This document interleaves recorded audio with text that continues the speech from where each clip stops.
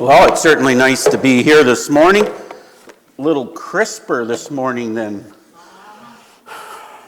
Whoa, tell you, it was tough getting out of bed this morning to go feed cattle when it was that nippy. But it's nice to be here, and it's warm, and it's just nice to be in church this morning. And Nanette and I were commenting on the way in that with the closing of all the sports events, I wonder if people will start coming back to church again. You know, the house of worship has been down at the local arena too long. And it's just a reminder that we need to come back here. And it's just nice to come here this morning and to be able to worship with you here this morning. I just wanted to say how much I appreciated the mission video that you had. So many churches have forgotten that we are a people with a mission. And sometimes we just get kind of in our own little congregations, and it's a struggle to even keep our own little churches going. But we still have a mission, and it's a worldwide mission. Well, I remember one of my favorite little illustrations was a particular member of a church who was quite wealthy, was worried that his church was dying, and as he saw it continue, he wanted an artist, so he commissioned an artist to paint a picture of a dying church. And the artist was free to do whatever he wanted, but to make sure that people knew it was a dying church. So he had great anticipation when the artist showed up at the front of the church one morning, and he uncovered the painting to find the most glorious sanctuary he had ever seen. It was an amazing sanctuary. But right in the back, in the one little corner of the painting, was a little box that said mission offerings. And over the slot was a number of spider webs that had grown over it. If we forget to give to missions, if we forget that we are a people with a mission, we soon lose all of the things that we think are so important. So I'll leave that with your thought. The other thing I was going to say was I really enjoyed the men singing that particular song. I was blessed by it. I actually had tears coming because we forget sometimes those good old songs and what they do for it. How many of you noticed they made a little bit of a boo-boo there on the third verse? I would ask that we would give you a chance to redeem yourself by singing that song for our closing song. I think in this time and this day and age, it's what we need sometimes. Just some of these old songs that just remind us of how precious knowing that we have a Savior is. So rather than doing I Know Whom I Believe, let's give the boys one chance to redeem themselves one more time here tonight. So we look forward to that. This morning it is pretty obvious that what's on everybody's mind. And it's affecting everybody. I know a number of churches have closed down. They tell me that the Killam and Daysland United churches chose to close this particular weekend. I know that it's safer to sit on this side where everybody's 6 feet apart than it is over here. These are the people of faith over here. But no, it's just good to be in church this morning. And you know what's interesting? I chose this particular sermon, Only Believe, a story of healing, but also a story of life-giving. And it's one of my favorite stories in the Bible, and so we chose it. I want to thank Nanette, because normally I do not do PowerPoint. I find that if you don't know how to turn the computer on, it's a good thing not to get too involved with. She's put this together for us, and I hope it helps you. If it does, I would like you to just tell me that it did, and if you don't like it, you tell her. That way we keep peace in the family. So this is one of the most amazing stories in the Bible, and it's a very special story because it's a story within a story. In other words, we're going to talk about a story of healing with Jairus' daughter, but in the midst of it, the woman with the blood issue. And in this day and age, when everybody is speculating about what a pandemic it is and all the problems that go with it, we're going to look at this particular story this morning. It's an important story. It's found in 3 of the 4 Gospels. Probably one of the best known of all of the stories. It's a story where Jesus has just come back from healing the demoniac. And he has crossed the sea and he has come back. And the reason he left where the demoniac was asked was because the people, if we just could go back and read a little bit of that story, had asked him to leave because the demon he cast out went into the pigs. And the pigs went over the cliff, over 2,000 pigs were told, and it was really affecting their wallets. And rather than worrying about the poor demoniac who had just received healing, they were worried about their own economy. Found it interesting just on Thursday. I went over to the local colony where the Hutterites are and went over for another safety meeting over there. Happens about 9 o'clock every morning, and happened to venture over there for a little meeting. And we were talking about this whole issue of the pandemic. And they believed with all their hearts that this is just a money-making grab to get the stock markets up. And you hear this from people all the time. You know, this really isn't real. And I mean, some people die, but there's more dying from the flu, and you hear all of this being carried on. And then I reminded him, I said, do you remember last fall when there was a virus that went through the pig herd in China? Do you remember how worried you were? Oh yeah, the pig virus, now there's something you have to worry about. And I thought, you know, we're not any different today than they were in Jesus' times. More worried about the pigs than we are about the people.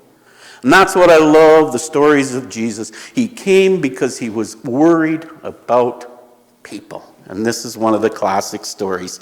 Now when Jesus crossed over again by boat to the other side, a great multitude gathered to him, and he was by the sea. And behold, one of the rulers of the synagogue came, Jairus by name. And when he saw him, he fell at his feet. Most of us are probably familiar with the Jewish synagogues. The synagogues were not the temple. They were places that they came to worship. There were places where they taught the laws to their children. They were community gathering places. And this man, Jairus, is one of the rulers of the synagogue. By this time, Jesus is fairly well established.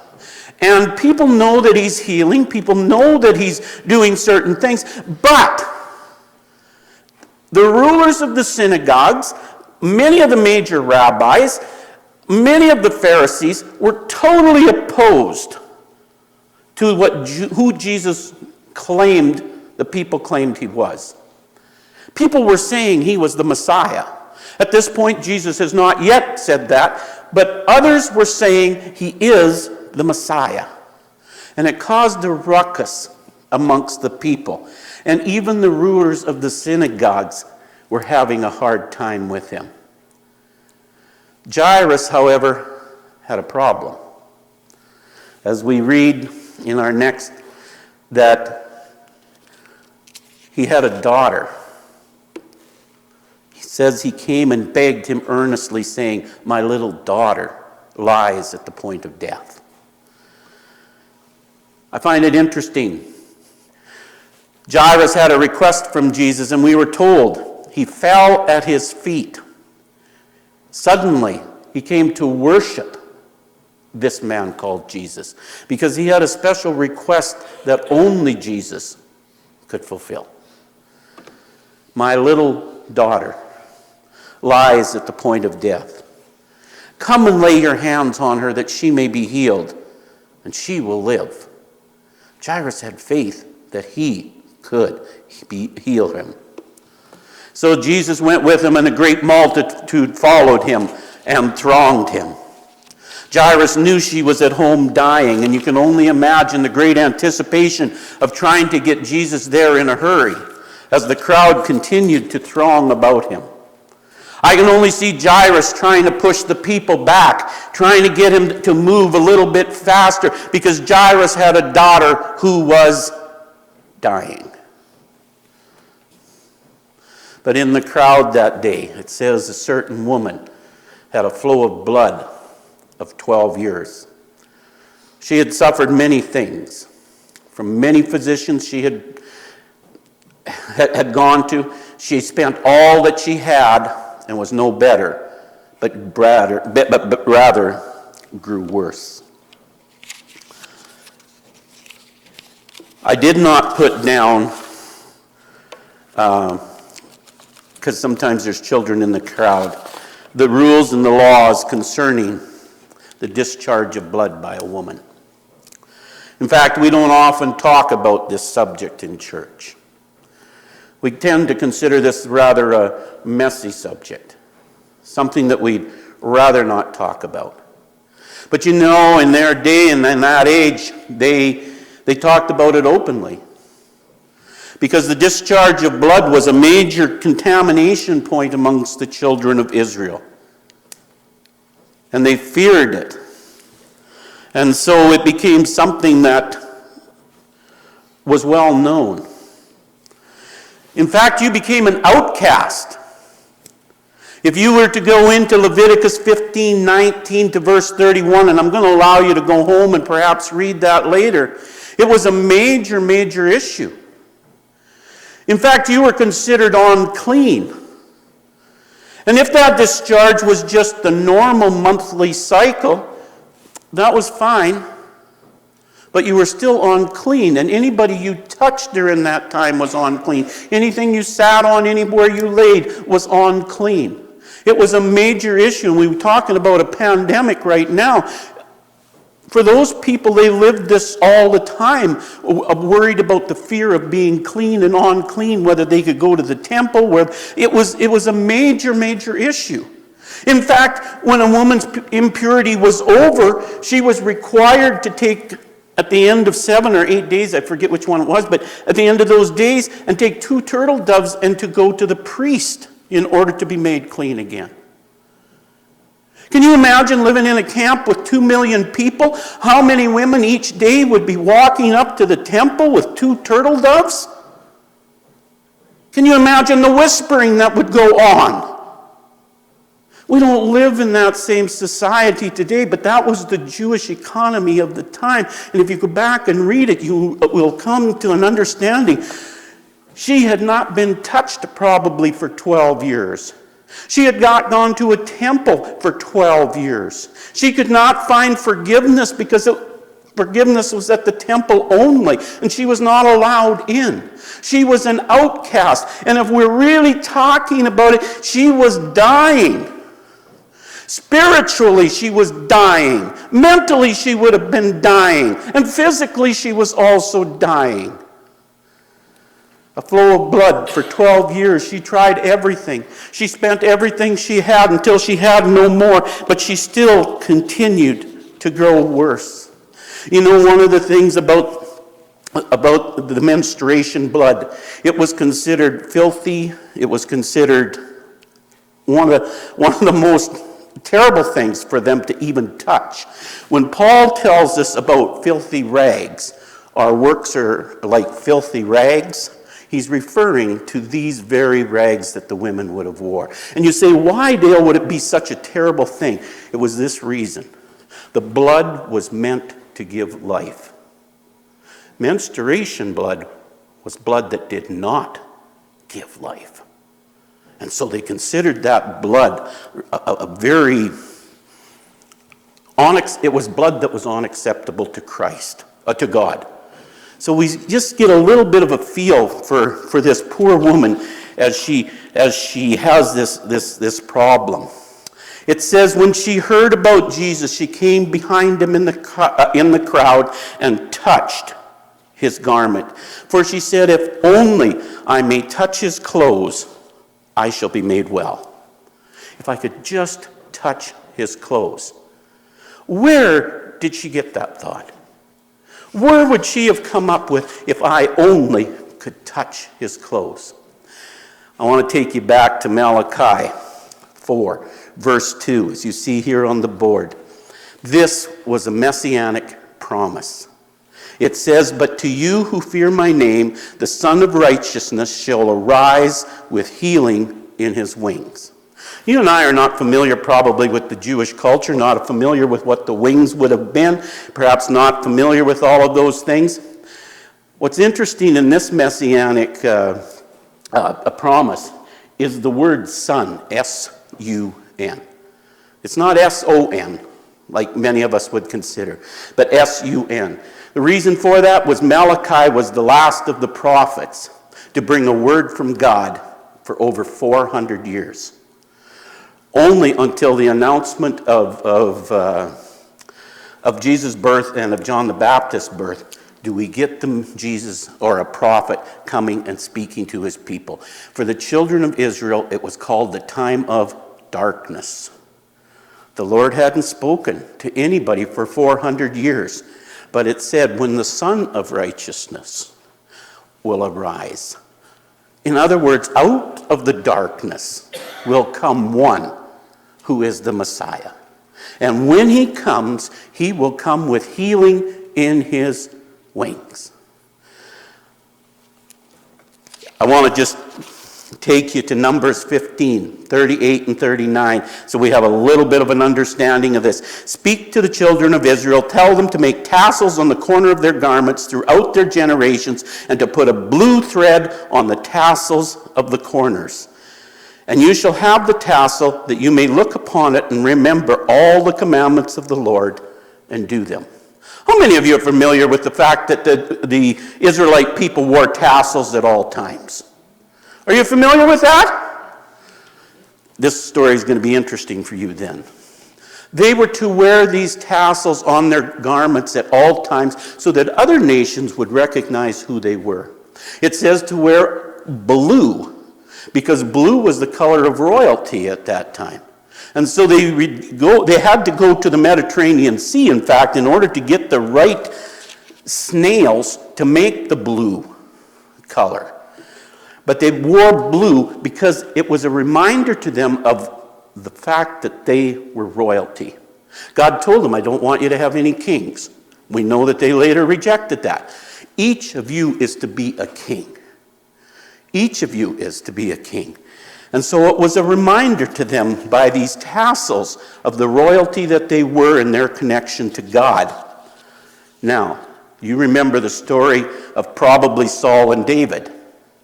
Remember, Saul was in the cave sleeping, and David came up and cut off the corner of his garments, removing his royalty.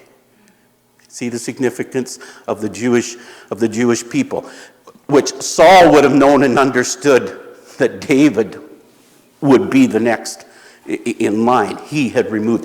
The history of the Jewish people and the symbolism is so amazing when we study it, and it just gives us a whole new perspective on what it was.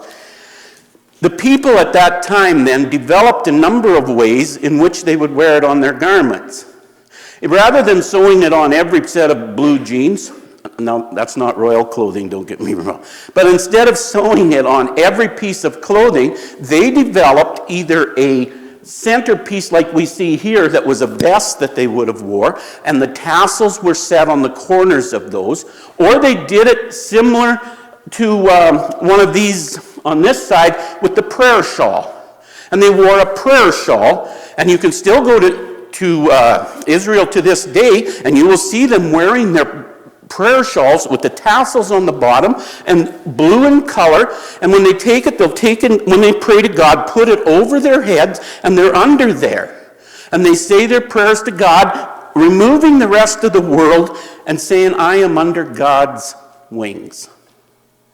The same word is used, and I can go through a couple of of more slides here just to demonstrate. Before we do, though, you'll notice the number of knots, the number of threads. It was told there was supposed to be 8 threads. There were a certain number of knots. They added up to 613 somehow.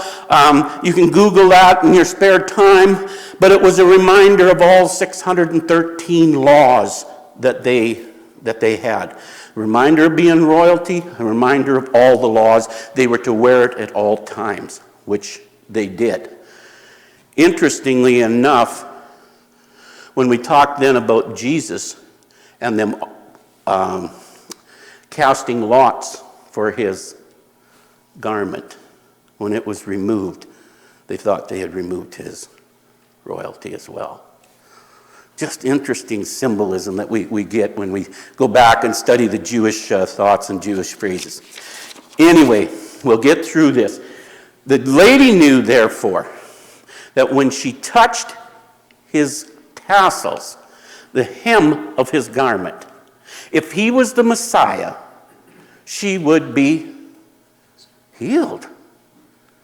She would be healed, because that's what the Messiah came. The Messiah came with healing in his wings, and she believed with all her heart he was the Messiah. If we go, it says in our next, on the next slide, the very same word that we just read from that prophecy of the Son of Righteousness it's the word is kanuf. It's the same word used both in Numbers 15:38 that we read and in Malachi 4:2, wings. It meant corners or wings.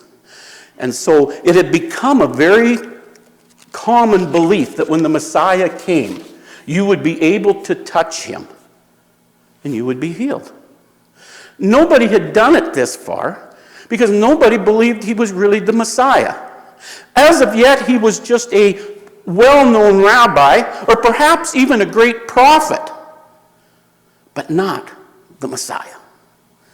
And so we see, as we come to this part of the story, that she believed if only she could touch his tassels, she would be made whole. And so the story continues. It says in Mark 5, immediately, the fountain of her blood was dried up, and she felt in her body that she was healed. You know, I wonder, let me ask you a question. How do you think she approached Jesus that day?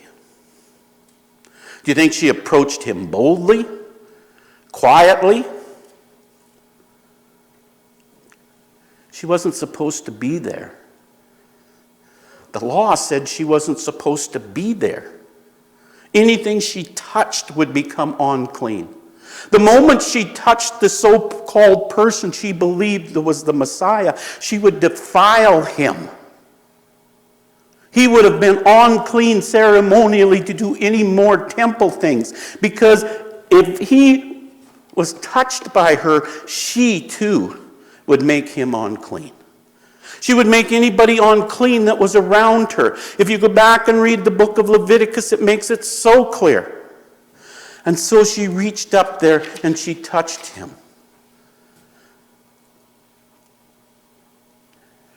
And it says in Jesus, immediately, knowing in himself the power that had gone out of him, turned around in the crowd and said, "Who touched my clothes?"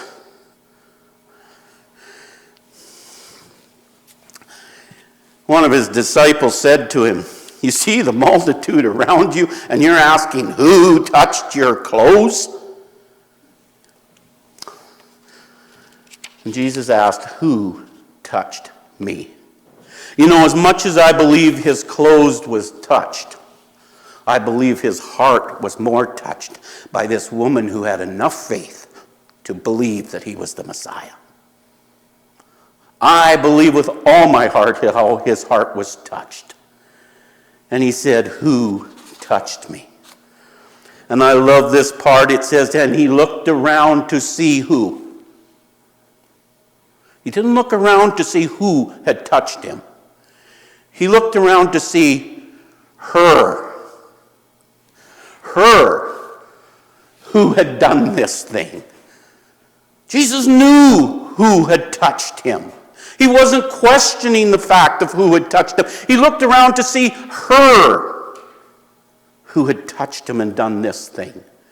And I'm sure she was expecting now to be made, that her identity would have been made out. She would have been there with so much fear and trembling. It says, with fear and trembling, knowing what had happened to her. She came down, fell before him, and told him the whole truth. We now have a second person falling at the feet of Jesus. Somebody who recognized him for who he really was. She knew she had been healed. She knew he was the Messiah. And here is Jesus, not trying to make her to come in fear and trembling, but wanting a personal testimony from this lady so that the rest of the people around him could share in the very same thing that she knew, that he was the Messiah. Jesus very seldom claimed to be the Messiah. He knew the problems it would cause with not only the Roman guards, but also with the Jewish temple. So he very seldom referred to himself as the Messiah. But time after time, he showed through signs like this who he was. And with fear and trembling, she came forth and gave her own personal testimony, telling him the whole truth. And he said to her, "Daughter, your faith has made you whole, has made you well." Story of two daughters. Jairus, who had a daughter that was dying, but Jesus, who had a daughter that was also dying. And it's the story of two daughters that are made well. And he said, "Go in peace and be healed of your affliction."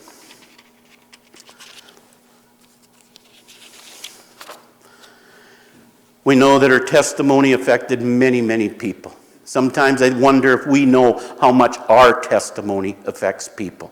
I wonder if we knew how much it affected if we wouldn't give our testimony more often. It says, whenever he entered into villages, this is in the next chapter of Mark, cities or the country, they laid the sick in the marketplace and begged him that they might just touch the hem of his garment, and as many as touched him were made whole.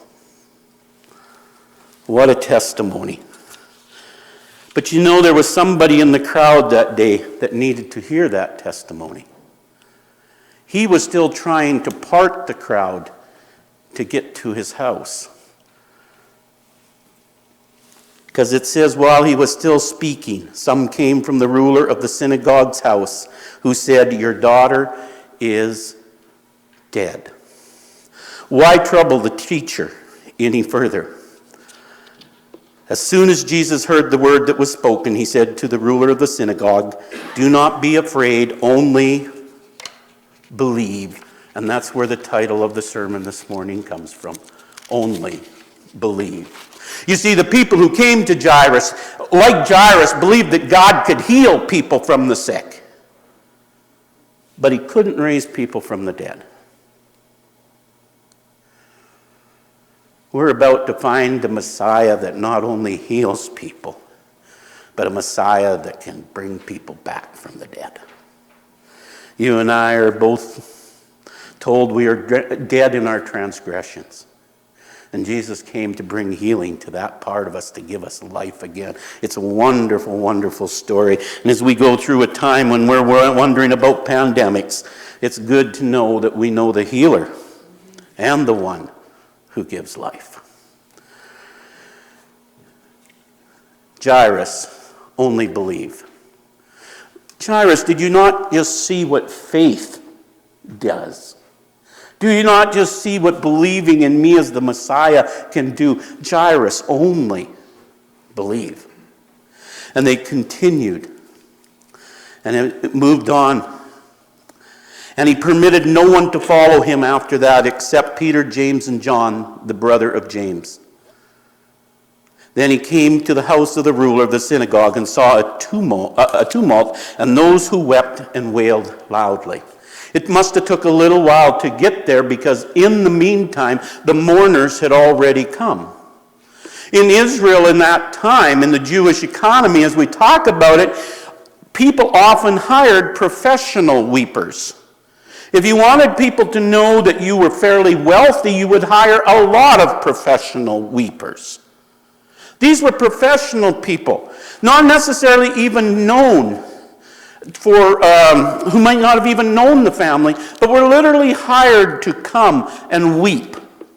It was a sign of the parents' great grief, but it was also a sign of their wealth, that they could afford to have professional mourners.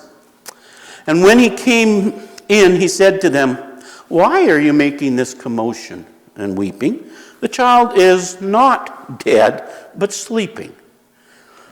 And they ridiculed him. They knew what dead was.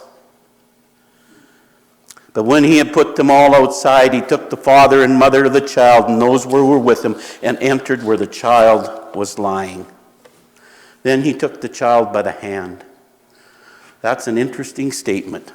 Remember, we were saying how she was worried that she would defile Christ if she touched him and made him unclean?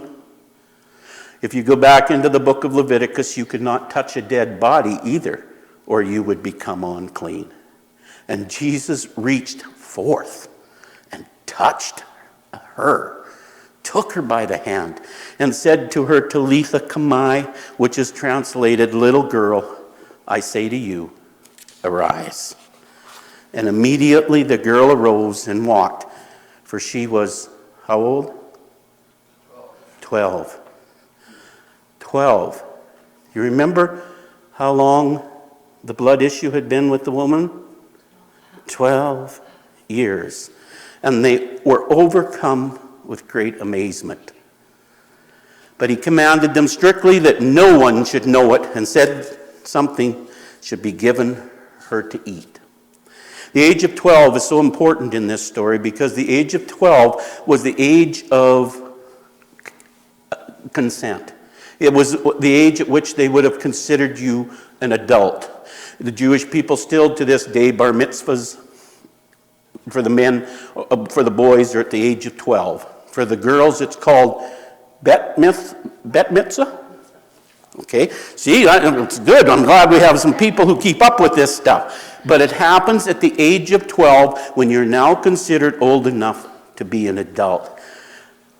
Why the connection between the two? 12. What does 12 have to do with us? Let me explain to you the commotion that Jesus often caused. And that was, he was introducing a new covenant. We're familiar with the new covenant. I should have wrote this one down, and I forget. It's in Isaiah, and it talks about when the Messiah comes, he will bring a new covenant. And he will take and he will place the law on your heart and in your mind. It will be a new covenant that we can, and I will forgive their sins and remember them no more. It's one of the great messianic promises. And Jesus comes and he's trying to introduce this new covenant. And while he's doing that, those that were upholding the old covenant so strongly were often found in debate with him. And as much as we would like to criticize the scribes, the lawyers and the rabbis and the Pharisees who had such opposition to Jesus, often the case was they were defending the old covenant. And they make it out to be so wrong, but I think in some ways Jesus was pleased with the fact that they at least were making an effort. Unfortunately, they had taken the old covenant and made it into their kind of a covenant, and they didn't understand the fact of who the Messiah was anymore. The old covenant still pointed to Jesus Christ. The new covenant still points to Jesus Christ. But the difference in maintaining the difference in trying to keep them is quite different. And we're just going to look at 4 little examples from this story this morning because I want to leave you with this idea of how important the new covenant is to us. If you were to take and talk to the children of Israel, the people of Abraham, they reminded people constantly they were a covenant people. They were under the covenant. Today, we have this new covenant, which Paul says is a far better covenant. And how many of us declare to those around us, we are covenant people. God made a covenant with us. And it's a special covenant. And we are covenant people. And we have a guarantee of eternal life because of that covenant. And I wonder sometimes if we forget it. You know, every old covenant in the Bible had a sign. If I was to tell you about the children of Abraham, the sign was circumcision. If I was to tell you about the law and the Mosaic covenant, Moses said it was the Sabbath. If I was to say the new covenant, what is the sign of the new covenant? How many of us today know what the sign of the new covenant is? Jesus' blood. That is the sign of the covenant. We accept Jesus' blood. That's what makes us covenant people. And sometimes we forget. I could take you back to the story of David and Jonathan, who made a covenant. They made a covenant that they would take care of each other's family. In that day when the royalty switched and a new king came in, they literally destroyed and killed all of the other members of that family. That was just the way royalty was done back then. When David became king, all of Saul's family should have been killed, would have been killed. But David had made a covenant with Jonathan. And one of my favorite Bible characters, you remember the name Mephibosheth. Mephibosheth, one of Jonathan's sons. He comes, and David accepts him, and he eats at the king's table forever. Did he deserve it? No, he didn't deserve it. He was there because there was a covenant between his father and his friend. You and I will sit at the table one day of God alone only because of the covenant that was made in the blood of Jesus Christ. We look at this just for a moment. Under the old covenant, the people had to come to God. You remember in the story? She came to God. You had to come to God.